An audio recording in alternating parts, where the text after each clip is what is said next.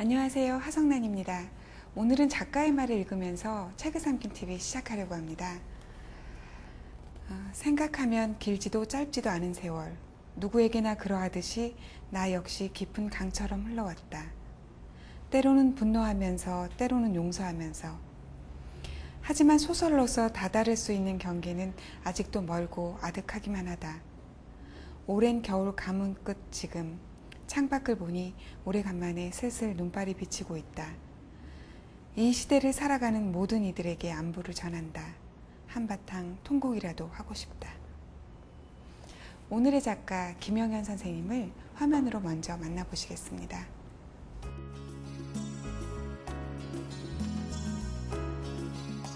(80년대에는) 민족문화를 논의하는 밑거름을 만들고 (90년대에는) 퇴조하는 민중성과 거대 담론들의 위기를 진단하면서 그리고 2000년대에는 세계와 한반도라는 또 다른 시대 담론을 담아온 실천문화. 그 중심에 소설가 김영현이 있습니다.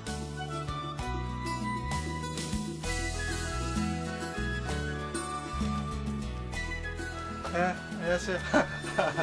어서 오세요.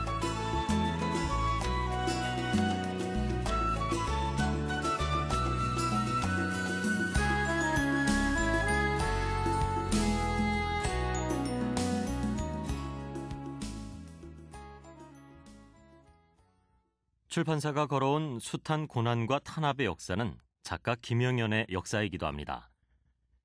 그가 문인들의 사상과 표현, 출판의 자유를 온몸으로 지켜내는 동안 세상은 또 한 번 변화했습니다. 지금 그는 제2문학기를 맡고 있습니다. 그 첫 번째 결실이 바로 장편소설 낯선 사람들입니다. 음탕하고 돈밖에 모른 채 살아가다 어느 날 잔혹하게 살해당한 아버지. 성직자인 둘째 아들에 의해 추악하고 원한설인 가족사와 살인사건의 전모가 드러나는 미스테리 형식의 소설인데요.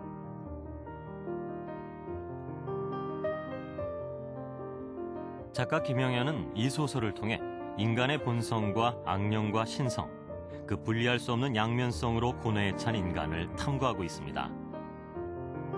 뿐만 아니라 철학을 전공한 작가답게 각각의 등장인물들이 상징하는 의미도 특별한데요. 한번 손에 들면 쉼없이 읽혀지는 소설, 낯선 사람들입니다. 그간 민중문학의 대표 문인으로 알려져 왔던 소설가 김영현. 언제나 앞서 걸었던 그가 이제는 시대와 어깨를 나란히 하기를 꿈꾸고 있습니다. 다시 행복한 낭만주의자가 되어 돌아온 김영현 작가를 지금 만나봅니다. 김영현 선생님 오셨습니다. 안녕하세요. 네, 안녕하세요. 네, 바쁘신데 이렇게 나와주셔서 감사합니다. 어떻게 지내셨냐는 질문보다는 그동안 하고 계셨던 실천문학에 관한 일 말씀 여쭤보는 게 더 좋을 것 같아요. 그곳에 몸담고 계신 지가 지금 제가 알기로만 해도 20여 년이 된 걸로 알고 있는데요.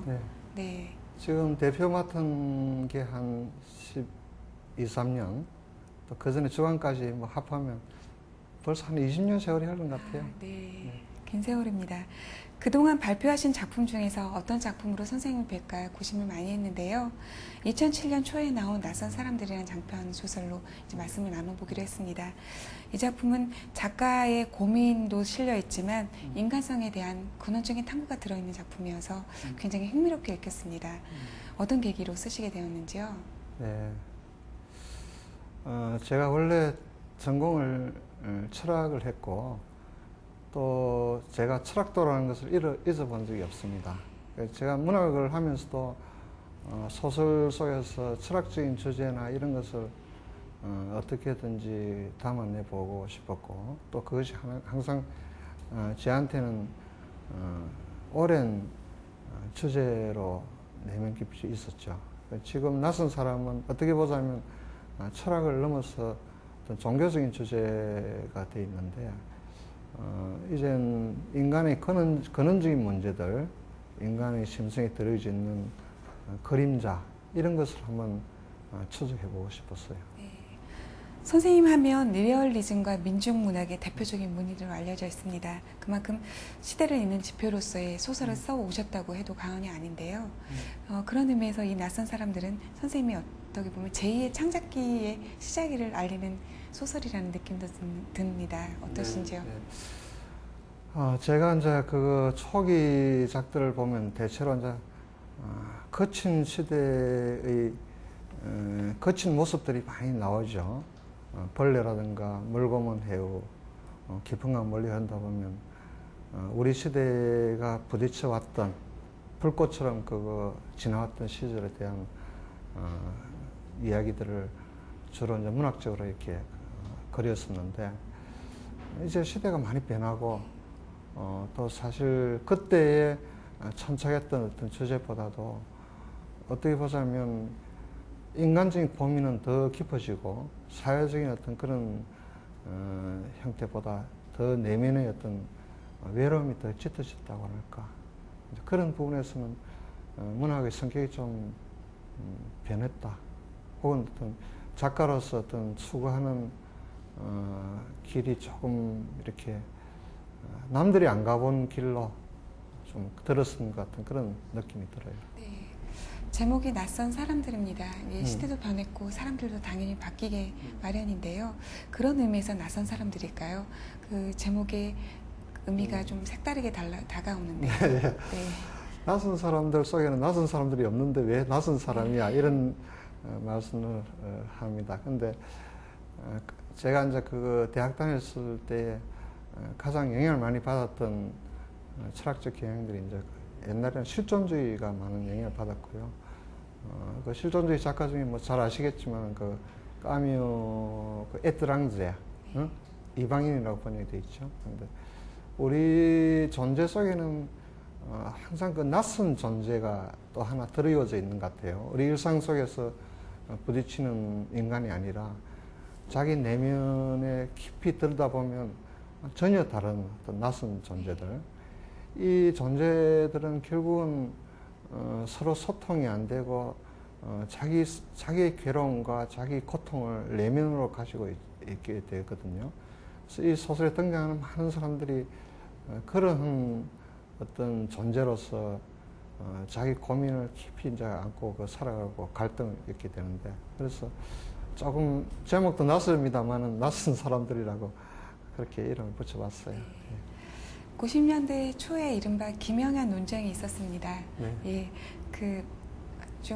아주 오래전 시절 같기도 하지만 또 아주 가까운 시절 같기도 한데요. 선생님의 리얼리즘이 민중문학의 발전이다, 아니면 또 퇴보됐다, 뭐 이렇게 격렬한 논쟁이 있었는데요. 그 상황을 조금 한번 반추해 주시겠어요? 그리고 네. 또 어떠셨는지요, 기분은? 그러니까 지금 어떻게 보면 80년대라는 것이 바로 직전에 겪었던 그 80년대 세대라는 것이 마치 불의 터널을 통과하듯이 격렬한, 우리 사회에서는 현대사에서 가장 그 격렬했던 시절이라고 제가 추억을 합니다. 그러다 보니까 우리 문학이 상당히 어떤 좀 도시화되고 그 민중문학이라는 어떤 그런 이름으로 굉장히 조금 이렇게 형식화가 돼 있다고 할까. 이런 것에서 오히려 저는 문학이 문학다워야 된다. 문학은 어떻게 보자면 보편적인 문제들, 인간의 가장 보편적인 고뇌들, 그러니까 무엇이 행복이며 무엇을 위해서 우리가 이렇게 살아야 되느냐, 이런 문제들에 대한 질문을 던졌다고 봐요, 그 당시에. 그러다 보니까 그 전에 나왔던 민중문학이나 그 사회적인 어떤 모순을 이렇게 다루는 작품들하고는 조금 어떤 성격상이 다르기 때문에, 그래서 평론가들이 그 당시에 이거를 어떻게 받아들여야 될 것이냐. 하나의 거친 민중문학은 아닌데 그렇다고 또 소재적으로는 굉장히 또 그런 문제를 다루고 있고, 그래서 그 당시에 그게 논쟁으로 이렇게 번졌었는데요. 그리고 나서 이제 시대가 변하고 해체의 시대가 오고 이제 다양화된 시대가 오기 시작했죠. 저는 그 논쟁을 통해서 많이 시달리기도 하고 제 자신 많이 고통스럽습니다만은 그 논의를 좀 더 제대로 이렇게 발전시켜 왔더라면 우리가 사회적인 모습과 개인의 어떤 그림자, 이 마음의 그 고통 이런 거를 내면하고 이렇게 합쳐져서 좋은 문학으로 이렇게 뭔가 나올 계기가 됐었는데 그게 조금 아쉬운 것 같습니다. 네. 네. 낯선 사람들은 한 노인의 이제 사례로부터 이야기가 시작이 됩니다. 네. 그에게는 배가 다른 또 수많은 자식들이 있고요. 그 중에 이제 두 번째 아들인 이제 수도사의 길을 걷고 있는 그 아들에 의해서 진짜 범인을 이제 추적하는 과정을 담고 있는데요. 저는 소설을 읽으면서 동현이라는 인물이 가장 마음이 좀 아팠습니다. 나중에 이제 진범이 밝혀지지만 소설에서는 동현이 이제 죽음에 이르는 걸로 끝이 나게 되잖아요. 동현이라는 인물은 그 어떻게 보면 그런 그 위약적이고 또 욕망 덩어리인 아버지에 대한 어떤 속죄양이라는 생각이 들기도 했는데요. 왜 그 동현에게 그렇게 비극적인 결말을 주셨는지요? 어떻게 보자면 이 아들이라는 존재는 아버지의 복사판이죠. 아버지의 로서 결코 벗어날 수 없는 게 아들이죠. 아버지의 그림자, 아버지의 그 죄악, 그로부터 벗어날 수 없는 존재죠. 동현이는 어떻게 보자면 가장 아버지답죠. 아버지의 그 나쁜 점들, 그런 것을 어떻게 보자면 그 자기 원죄처럼 이렇게 그거 가지고 있죠. 그러니까 자기가 죽인 건 아닌데, 자기가 아버지를 죽인 건 아니지만 정황이 전체가 결국은 자기가 아버지를 죽였다라고 이렇게 그거 조여하고, 그리고 동인은 처음부터 사생아였던 동생이 낯선 존재가 자기 아버지를 살해했던 걸 알죠. 그래서 그 자체도 하나의 그 희생적인 그 연민을 가지고 결국 이것은 내가 짊어져 봐야 되겠다.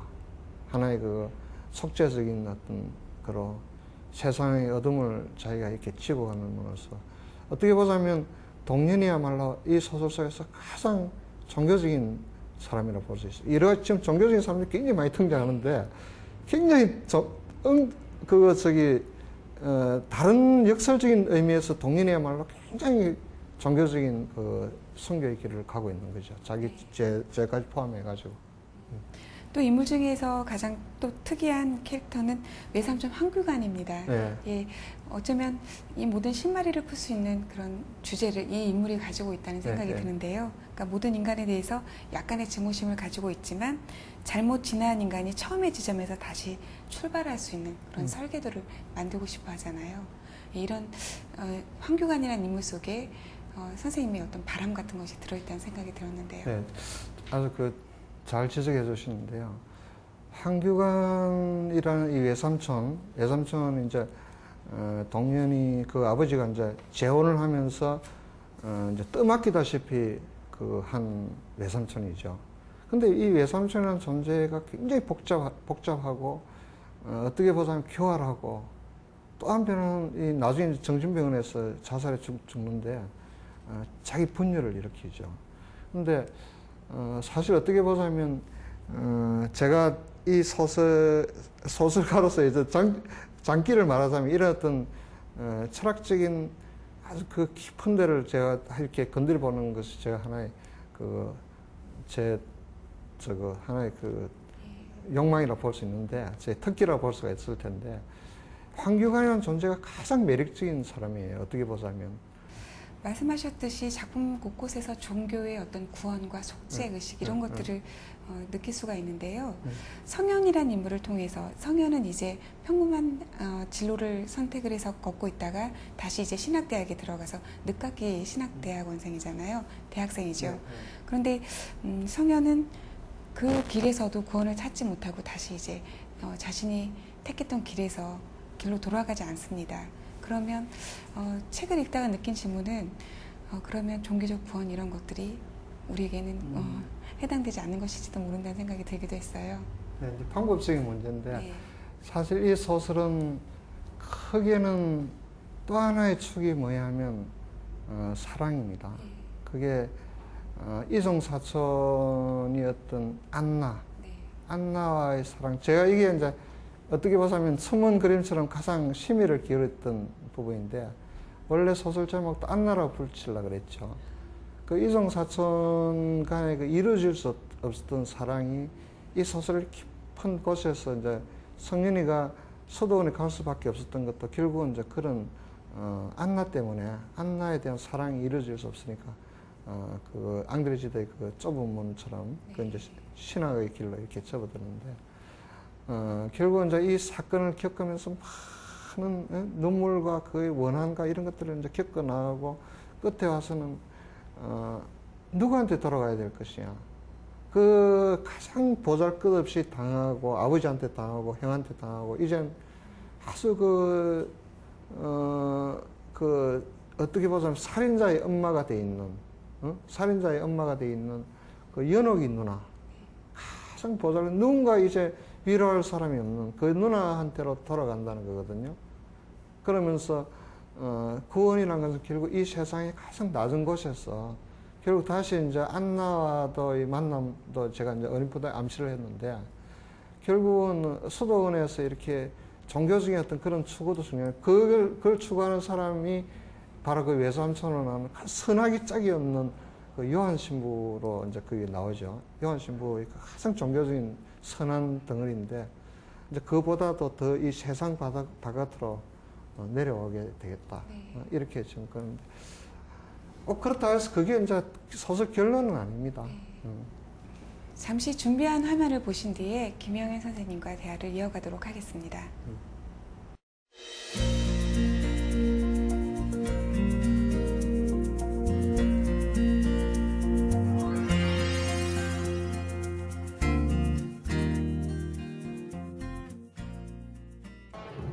그러니까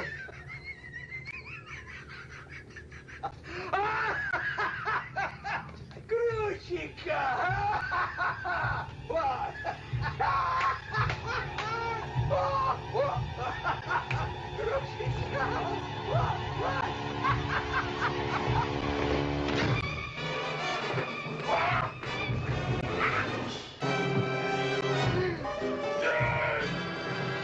안녕하세요. 책 읽어주는 남자 박건락입니다. 시대를 초월해 많은 이들에게 감동을 선사하는 문학 예술 작품들. 우리는 그것을 고전이라고 부르죠. 여러분이 지금 만나고 있는 김영현 작가의 소설 낯선 사람들 역시 위대한 고전 문학에 그 뿌리를 두고 있습니다. 조금 전 화면으로 보신 영화 카라마조프의 형제들인데요. 러시아의 대문호 도스토예프스키의 작품을 원작으로 한 영화죠. 삶과 죽음, 신과 종교, 인간의 본질과 영원 구원에 이르기까지 아주 폭넓은 문학적 소재들을 다루고 있어서 고전 중에 고전으로 일컬어지는 작품입니다. 김영현 작가의 낯선 사람들은 카라마조프가의 형제들의 현대의 한국판이라고 할 수 있을 텐데요. 자, 그럼 낯선 사람들이 이끄는 소설 속으로 한번 찾아가 볼까요?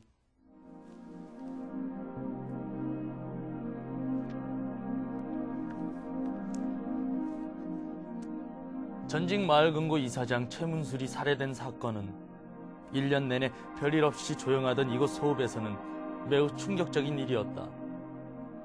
70을 넘긴 지 한참 되는 나이였지만 아직 젊은이 못지않게 정정했던 최문술은 1층 거실 소파에서 범인의 칼에 가슴과 배를 찔린 뒤 피를 흘리며 안방으로 도망을 치다가 뒤따라온 범인에게 끝내 목이 졸려 죽었던 것이다.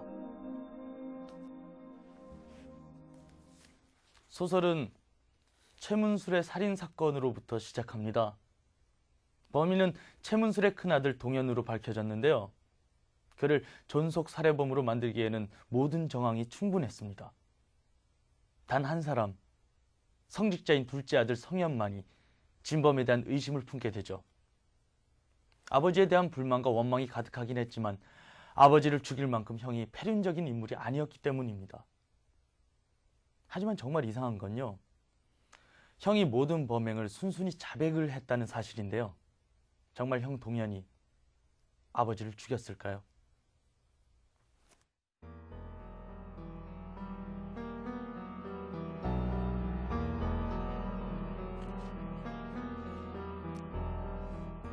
잘 들어. 이제 다 끝난 일이야. 어차피 누군가의 심판이 필요했어. 누군가의 말이야. 내가 바로 그야. 내가 바로 그 심판자란 말이야. 그래, 내가 죽였어. 내가 살인자야. 내가 바로 아버지를 심판하고 죽인 페르나란 말이야.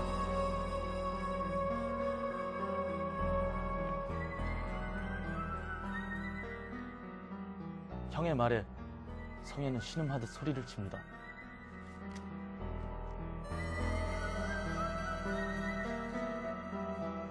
오 천주야, 저들을 용서하소서. 아니, 저들을 결코 용서하지 마소서. 저들의 이마를 때려 카인의 낙인을 찍으시고 꺼지지 않는 불로 고통을 주소서. 최문술에게 천형을 내리소서. 그리고 그와 함께 죄를 범한 자들의 이마에도 불로 낙인을 찍으소서. 성현은 이렇게 신께 고통스러운 심정을 드러내지만 그렇다고 의문투성이의 사건을 덮어둘 수만은 없었습니다. 결국 죄의 근원을 찾아 나서게 되는데요. 거미줄처럼 얽힌 진범 찾기. 그 근원을 파헤치면 파헤칠수록 아버지 최문술의 악행과 어긋난 가족관계에서부터 비롯된 추악하고 아픈 상처의 흔적만이 그 모습을 드러냅니다.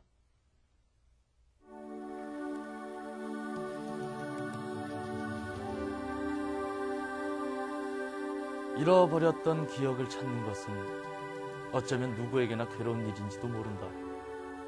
들여다보면 볼수록 삶의 이면은 누추하고 보잘것없는 것인지도 몰랐다. 아버지 최문술의 죽음도 바보 기덕이의 죽음도 수수께끼에 쌓인 채 흘러가게 내버려두고 싶었다. 신의 뜻이라면 그 모든 것이 또한 섭리에 따라 흘러가는 것일 터였다. 이 세상에 억울한 일이 얼마나 많은가. 위로받지 못한 죽음은 또 얼마나 많은가.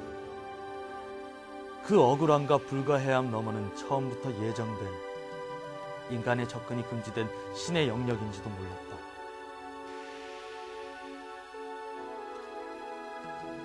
결국 성현은 진짜 범인이 누구인지 알아내고 맙니다. 하지만 범인인 그와의 만남을 두려워하고 있습니다.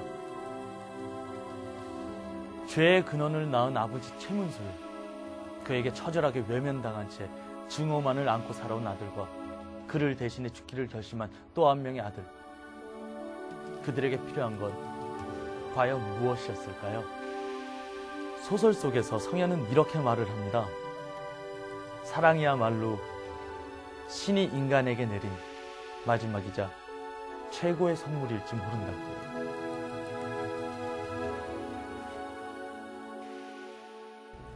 낯선 사람들을 읽는 내내 가장 근원적인 질문이죠. 인간이란 무엇인가에 대한 질문을 저 자신에게 수도 없이 많이 했습니다. 그러니까 80년대 이성, 7, 80년대 이성을 잃었던 시대를 이제 관통해 오셨는데요. 선생님께 인간은 어떤 존재로 보이시나요? 그 참 우리가 모든 문학 작품들이 다 추구하는 것이 결국은 이제 인간이란 무엇인가 하는 질문이고 또 그것에 대한 대답들이 자기 문학이라고 생각을 해요. 근데 잘 아시다시피 인간은 것은 이제 너무나 복잡한 스펙트럼을 가지고 있잖아요. 가장 신적인 요소도 있고 가장 동물적인 요소도 있고 또 어떻게 보자면 이성적인 어떤 제가 철학을 공부를 해보니까 또 굉장히 이성적인 소크라테스 같은 이성적인 어떤 존재로서 가지는 또 욕망의 존재, 감성의 존재이기도. 근데 이제 그 복잡성이야말로 인간의 그 매력이라고 봐요. 인간이 가진. 근데 우리 시대의 그 인간다움을 우리가 인간성을 이제 회복해내야 되는데 우리 시대가 인간성 자체, 인간에 대한 그 놀라운 그 다양성, 그 잠재성 이런 것에 대해서 충분하게 이렇게 좀 이해되고 존중되는 그런 사회가 되기를 바라요.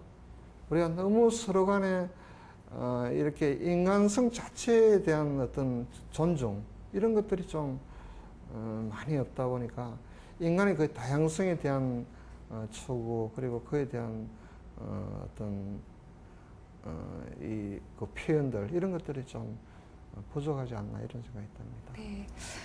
소설을 읽으면서 막막해졌던 부분은 바로 성윤이 자신에게 스스로 질문하는 부분입니다. 나의 생은 과연 가치가 있는 것일까라고 묻잖아요. 네, 굉장히 막막해졌는데요. 누구나 몇 번씩은 해봄직한 질문이 아닐까라는 생각이 들기도 하고요. 네. 네. 그게 이제 그 성년이 자신의 그 질문이기도 하고 또 그 사건에 끊임없이 이제 추적하며 따라다녔던 반장이 있어요. 네. 그 형의 그 친구죠. 장국진이라고 형사반장인데 그 양반이 던진 질문이기도 합니다. 그는 누구나 다 우리가 자기 자신에게 던져보는 질문인데 나의 생은 과연 가치 있는 그 무엇일까 하는 거. 그러니까 내 자신의 삶에 대한 그 의미를 찾아가는 거. 이런 것이 되지 않으면 우리는 사실상 인간은 굉장히 그 이례적이고 보잘것없는 삶이잖아요. 근데 아우슈비츠에서 이제 이렇게 살아남은 심리학자 중에 저기 빅토르 프랭클이라는 심리학자가 있었어요. 그 심리학자가 살아남아서 의미 심리학이라는 걸 창설을 했는데 인간은 자기가 의미 있는 존재라고 생각할 때 더구나 타인에게 의미 있는 존재다. 이런 걸 깨닫는 순간에 열심히 끝까지 희망을 버리지 않고 살아남는 걸 봤다는 거예요. 그 중에 가장 많은 사람이 죽고 절망 속에 죽었지만 누군가가 인생은 의미가 있고 아름답고 내 자신은 어떤 내 자신의 존재에 대한 어떤 깨달음을 가진 사람들은 물론 뭐 많이 죽지만은 그래도 그런 사람들이 끝까지 희망을 버리지 않고 살아남았다는 그런 이야기가 있어요. 그러니까 저도 그런 부분에 대한 이야기를 좀 마지막에 좀 하고 싶었어요. 네, 굉장히 흥미로운 말씀인데요. 평론가는 낯선 사람들을 어떻게 읽었을까요? 화면에 담아봤습니다. 김영현 작가 하면은 그 80년대 이념의 문제와 대결을 벌였고 그렇기 때문에 김영현 작가 스스로도 이런 말을 했어요. 소설가는 두 가지 기능을 하고 있다. 하나는 싸움꾼으로서의 작가와 구원자로서의 작가다. 그런데 그 공교롭게도 이 낯선 사람들에서는 구원자로서의 작가의 면모를 유감없이 발휘하고 있다는 것이죠. 80년대를 특히 불의시대라고 부르는데요. 그 불의시대를 상징하는 작가의 대표적인 작가죠. 특히 김영현 작가인 경우는 그 깊은 강은 멀리 흐른다라는 작품이 상당히 인상적으로 와닿는 그 작품입니다. 이 깊은 강은 멀리 흐른다라는 작품은 그 우리 분단 소설사에서 하는 획기적인 전환점을 이룬 작품인데요. 그 이후에 그 지식인으로서 이러한 삶의 가파른 현실 속에서 어떻게 하고 고뇌하고 그 진정성과 진심을 이렇게 드러내기 때문에 우리가 어떤 그 지식이나 그러면은 관념적이고 추상적인 모습에서 그 어떻게 경직된 모습을 보일 수 있지만 김영현 작가는 오히려 지식인으로서 더 나약하고 그러면서도 시대의 현실 속에서 그 섬세한 어떤 내면의 감정들을 또 진솔하게 반응하는 그러면서 시대의 정의가 무엇인가 이런 것들을 아주 정직하게 그 성찰하는 그런 주요한 작가라고 볼 수 있습니다. 저는 특히 그 벌레라는 소설을 주목하고 싶은데요. 이 벌레라는 소설은 1980년대의 아주 어두운 시대에 그 한 작중 인물이 감옥에 갇힙니다. 그 감옥에 갇히는데 얼마나 그 감옥의 그 고통, 그 고문 이런 속에서 인간이 인간 아닌 벌레로 취급되는 것이죠. 이것은 그 당시 시대에 어떻게 보면은 민주화 운동에 참여했던 사람이든 아니면 소시민으로 살았던 사람이든 간에 80년대라는 시대가 한 인간을 인간이 아닌 벌레로 취급할 수밖에 없는 이 역사적 고통 그것을 작가가 상당히 그 어떤 한계 상황 닫혀 있는 상황 속에서 그리는 작품이 아닌가 그런 생각이 듭니다. 그러면서 또 다른 작품은 이제 포도나무집 풍경이라는 작품이 있어요. 이 포도나무집 풍경이야말로 80년대의 역사와 이념이 그 90년대에 접어들면서 어떻게 그 진보적 이념이 부서질 수밖에 없는가 이런 갈등을 지식인의 고뇌로 담아 있는 것이죠. 이 작품을 통해서 이제 우리 작가들도 진보적 이념이라는 것이 과연 어떻게 일상생활에 뿌리내려야 되는가 그런 지식인의 고뇌 이런 내면 풍경을 다루면서 진보도 같이 함께 다뤄야 된다. 이게 김영현 작가의 포도나무집 풍경을 주목해야 될 이유인 것 같습니다. 대학 시절 별명이 참 흥미롭습니다. 행복한 낭만주의자라고 예, 그렇게 불리셨다고 그러는데요. 네, 그런 감수성이 이제 풍부하신 분이 투옥도 되시고 또 고문도 당하셨습니다. 그렇게 지나온 80년, 90년대 네. 그리고 이제 2000년대입니다. 시대적으로 어떤 괴리감도 느끼실 것 같기도 하고요. 네. 또 문학을 하시는 동안에도 또 문학에도 어떤 큰 차이가 있어서 그런 걸 또 힘드셨기도 했을 것 같다는 생각이 드는데요. 예. 제가 이제 대학 다닐 때는 행복한 낭만주의자라는 이제 별명을 그 문학평론가는 이동화 선생님이 붙였었죠. 그 말은 무슨 말이냐면 철없다 이런 말도 될 겁니다. 왜냐하면 정말 대학을 서울 올라와서 그 당시에는 70년대 최인호 선생 그 소설 보면 초기 소설 보면 많이 나오는데 그 통기타, 그 장발, 그 생맥주 먹고 이렇게 돌아다니면서 이제 일종의 약간 허무주의적 저항이랄까 이런 것들을 한 거죠. 근데 그 당시에 그걸 모르고 막 좌충우돌하면서 그렇게 돌아다니는 나를 보고 한심하니까 행복한 낭만주의자다. 너는 어떻게 현실에 대한 그런 정말 아무것도 생각이 없느냐 이런 뜻으로 했던 것 같아요. 근데 제가 이제 대학교 3학년 때인가 그때 우리 어떤 친구가 이제 군대를 가게 되는데 아주 그 어려운 환경에서 자란 친구죠. 근데 그 친구가 밤새도록 이제 술을 마시다가 청계천에서 술을 마셨는데 정말 그 돈이 없어서 예속 2층 방에서 이제 시계를 맡겨놓고 술을 마셨죠. 근데 그 친구가 막 그 밤에 이렇게 추운 11월 달인데 옷통을 벗고 막 그 울면서 그 절규를 해요. 자기는 복수를 할 거라고. 이 세상 다 자기가 복수해야 될 대상이라고. 그러니까 자기가 너무너무 가난하고 너무 어렵게 살았. 세상 다 복수할 거예요. 그래. 그래서 제가 이제 그날 다음날 집에 와서 술이 깨는데 그때 저는 사실 철학을 공부하려고 그랬어요. 그 당시에. 그리고 철학은 논리하기 때문에 굉장히 재미가 있어요. 이런 어떤 느낌표나 이런 거 없이. 근데 그날 밤에 소설을 쓰기 시작했는데 닭이라는 작품이었죠. 그러니까 날개를 잃어버린 채 머리를 땅에 쳐박고 지렁이를 찾는 그런 닭의 존재가 우리 그 잃어버린 청춘의 우리들 피 묻은 청춘의 그 모습이 아니야. 이런 걸 해가지고 의식 흐름 기법으로 단숨에 썼는데 그게 대학문학상을 받았죠.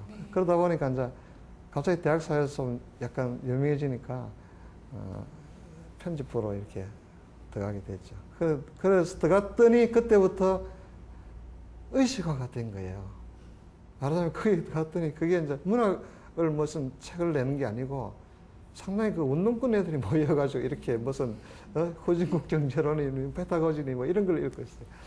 갑자기 제 머리가 이제 완전히 바뀐 거예요. 운동권으로. 그러니까 세상에 내가 어림푸다하게 알고 있던 막막한 그런 어떤 불만이나 이런 고통이 아니고 이런 어떤 세상이 있었구나. 정말 저는 그 전에 정말 몰랐어요. 그 어떤 친구가 나를 이렇게 데려가더니 너희가 먹는 빵에는 우리 같은 나이 또래 그 여공들의 피가 묻어 있는 걸 아느냐. 이렇게 충격을 줘요. 그 당시에 다 그랬거든. 그 머리가 확 돌았어요. 그래가지고 결국은 저도 이제 의식화가 되기 시작하는데 그때 막 책을 막 보기 시작했죠. 그러다 보니까 이제 80년, 70년대 하반 이제 대학 편집장을 맡고 있다가 결국 이제 저 역시도 이제 블랙리스트에 올라가지고 느닷없이 뭐 별거 한 것도 없어요. 그냥 스트라이크 하려고 그랬었는데 감옥으로 끌려가서 이제 약 한 2년가량 독방에서 이제 0.7병짜리 독방에서 지내고 또 다시 이제 군대에 끌려와서 80년대를 맞으면서 이제 보안소에 가서 정말 좀 처절한 고문도 당하고 이렇게 80년대. 그리고 나서 제가 복귀를 했는데 정말 소설을 쓰지 않고서는 이 뇌가 분열되어 있는 상태를 도저히 어떻게 극복을 못하겠어요. 제가 소설을 쓰려고 그런 게 아니라 제 자신의 어떤 치료를 위해서 소설을 쓴 거예요. 처음에 깊은 강 멀리 흐른다는 작품에 보면 나오는데 제 자신을 내 분열되어 있는 모습을 어떻게든지 이렇게 극복을 하기 위해서는 그 어떤 이렇게 끈 같은 게 필요했었는데 그게 소설이었죠. 그리고 나서 그때 이제 작품들이 대체로 그 시대를 살아가는 사람들의 우리들 그 젊은이들이 겪어 나갈 수밖에 없었던 고통들, 우리가 선택한 것이 아니라 선택될 수밖에 없었던 그런 상황들 있잖아요. 그게 초기적인 이제 벌레라든가 멀고먼 해우 뭐 이런 초기 작품들이죠. 근데 그게 이제 조금 이렇게 반향도 일으키고 좀 평가도 받으면서 이제 2000년대로 넘어갔는데 2000년대는 정말 어떻게 보자면 해체의 시대라고 볼 수가 있어요. 그 전에 이렇게 이제 단일화돼 있잖아. 하나의 깃발 아래서 이렇게 모이고 뭐 그 당시 대학 다니는 사람은 다 그래요. 무슨 깃발 아래 전부 다 모이고 또 저쪽도 마찬가지로 총력, 총화 단결 뭐 이런 식으로 그거 독재라는 게 그렇잖아요. 집단주의가 많았잖아요. 근데 우리가 이제 90년대를 넘어가 2000년대 들어오면서 이게 해체가 되고 개인이 이제 중요시하게 된 거라. 다양화되고 다원화되고요. 그래서 저는 오히려 이런 것이 정말 좋고요. 어떻게 보면 숨은 통이 좀 트이는 것 같아요. 그러니까 어떤 사람들은 이거를 굉장히 우려하고 하지만 저는 이 촛불에서 지금 이렇게 흘러가는 이 세대들의 어떤 변화들 보면 제가 정말 지금 태어났더라면 얼마나 행복했을까 이런 생각을 해요. 지금 말씀 중에도 다독의 작가라는 걸 금방 느낄 수가 있습니다. 김영현 선생님께서 꼭 읽어봐야 할 책들을 추천해 주셨어요. 화면으로 함께 만나보시겠습니다.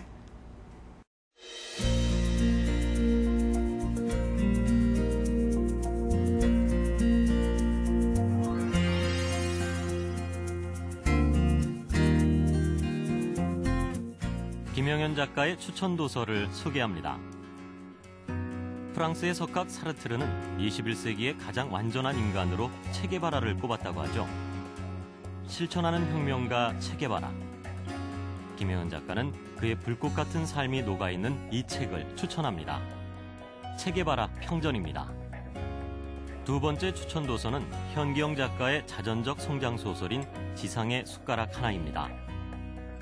제주도에서 나고 자란 작가의 유년 시절의 추억과 제주 4.3 사건 등 현대사의 비극을 통해 한 개인이 마주한 역사의 질곡과 가족의 사랑 등을 담은 소설입니다.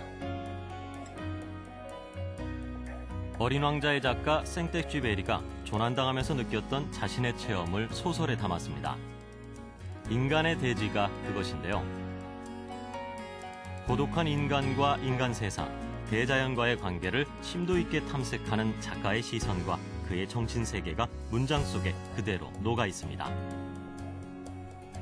끝으로 천규석의 윤리적 소비입니다. 공정무역과 소비의 관계, 자급자치와 농촌 공동체 등에 대해 심도 있게 살펴보는 이 책은 식량 자립도를 높이는 것이야말로 근본적인 윤리임을 강조하며 생태 파괴적인 자본과 극복 방안, 그리고 직거래 운동의 현실과 문제점을 따끔하게 파헤치고 있습니다. 지금까지 김영현 작가의 추천도서였습니다. 저는 많은 분들을 만나면서 특히 이 질문이 가장 재미있는데요. 선생님께 문학이란 무엇입니까? 제가요 철학과에 들어가니까 맨날 미팅 갈 때마다 철학이란 게 뭔가 이런 질문을 가장 많이 받았어요. 그때마다 참 대답하기가 그 대답이 곧 자기의 그 철학이고 어떻게 보자면 이제 지금 이제 말씀하신 그 문학이란 무엇이냐, 당신에게 문학이 무엇이냐 이런 이제 질문에 대한 대답이 곧 저희 문학이기도 할 겁니다. 그러니까 저는 그렇게 생각해요. 문학은 굉장히 다양한 요소들을 가지는데 어떻게 보자면 가장 사제적인 부분도 있고 어떻게 보면 가장 오락적이고 엔터테인먼트로서 이렇게 문학이 그만큼 많은 하나의 그 그릇 같은 건데 여러 가지가 담길 수 있는 건데 제 같은 경우에는 사실은 문학이 철학으로 가는 하나의 그 발판이랄까 이런 걸이라 생각을 해요.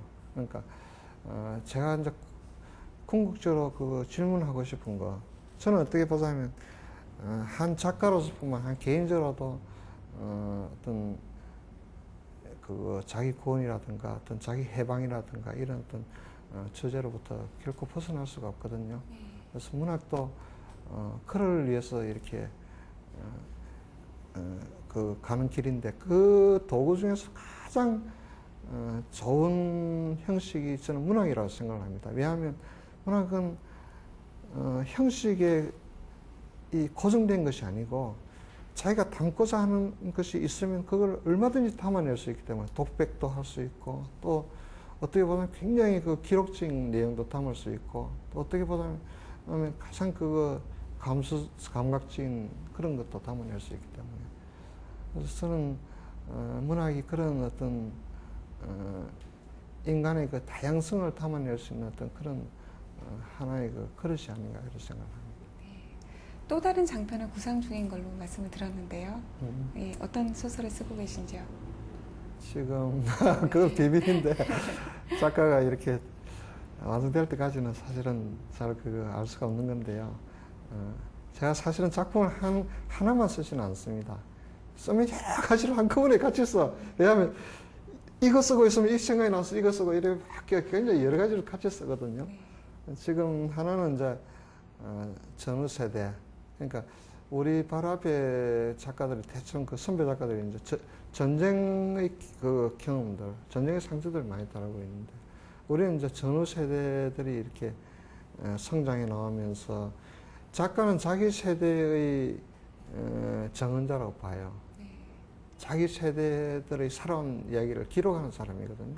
그래서 그런 우리 전후 세대들 그 전쟁이 막 끝나고 이제 가난한 농촌에서 이제 70년대 그 산업화를 맞고 그다음에 민주화 과정에 아주 그 고통도 많이 당하고 이러면서 또 이렇게 이제 한 시대를 넘어온 그 세대들의 이야기를 이제 우리 목소리로 담아내고 싶다. 좀 약간 유장하게 길게. 근데 요즘은 이제 이 대하 소설들이 잘 안 나가서 내 걱정인데 그래도 어느 정도까지 그걸 담아내보고 싶고 또 하나는 이제 이건 좀 약간 난해한 철학책인데 시간에 대해서 제가 사실 시간에 대해서 오랫동안 많은 고민을 할까 좀 이렇게 공부를 했어요. 그래서 좀 그건 어려운 좀 내용이 좀 어려워. 그런 그 철학책, 그 시간에 대한 철학책 쓰고 싶고 또 뭐 몇 가지 쓰고 있지. 예, 다음 작품도 예, 기대하고 잘 읽겠습니다. 고맙습니다. 끝으로 김영애 선생님의 낭독을 들으면서 이 시간을 마칠까 합니다. 네. 선생님 이렇게 나와주셔서 감사합니다. 네, 감사합니다. 감사합니다. 예. 11일의 저녁 사방엔 벌써 커다란 새가 날개를 접듯 짙은 어둠이 내리고 있었다. 그와 함께 지상의 거리에도 불빛이 하나 둘 들어오기 시작했다. 그때 문득 장반장이 마지막 던지고 간 말이 떠올랐다.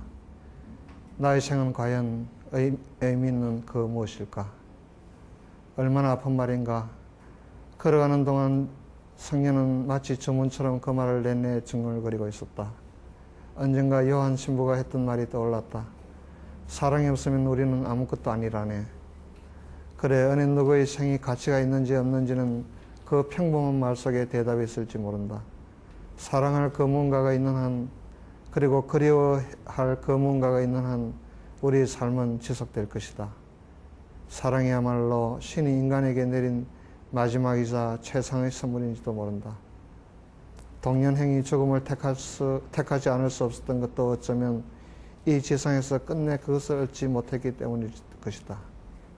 성녀는 눈을 들어 어두워가는 하늘을 올려다보았다. 청동빛 하늘을 배경으로 가로등이 호박꽃처럼 노란 불빛을 뿌리고 있었다. 어디에선가 한 줄기 서늘한 바람이 불어왔다. 문득 저 불빛 어딘가에 안나가 미소를 지으며 자기를 기다리고 있을 것만 같은 착각이 들었다.